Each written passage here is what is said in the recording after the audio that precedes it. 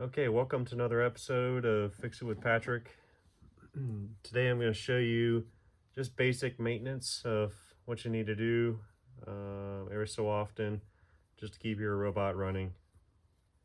And if you do this, it'll just keep running, seems like forever. These things are pretty robust. So my models are an i7, but I've had a lot of robots over the years and they're all around the same basic type there. So a couple things we're going to do. We're just going to check the brushes here, and you want to do this every so often. You see there's just a bunch of hair and stuff in here. You want to get this out every so often. Clean this out real good and come through and cut off all the hair that might be on here.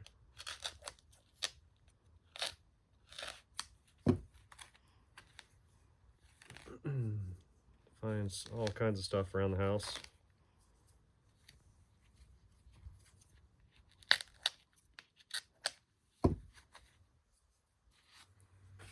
And from here, you just want to just put the brushes right back in and just match the color code.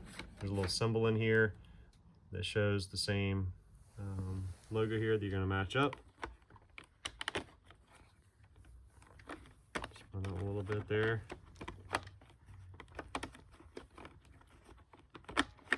There we go. Latch it down there, and then you're going to pop your button here on the back here, on the side there. We'll belt this out as well. Definitely be taking this off as well. I mean, see, this is pretty dirty. Let's pound it off there a little bit.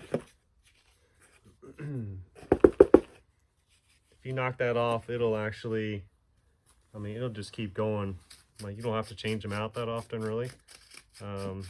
Change them out as much as you really want to, but you can always put a fresh new one in there. I rarely do, to be honest with you. But it's good just keep an eye on that, knock it out from time to time. Drop that back in. That's the basic maintenance I would do every, probably every week or two. Just check it out, make sure it's good to go. All right, thank you very much. Hope you learned something today.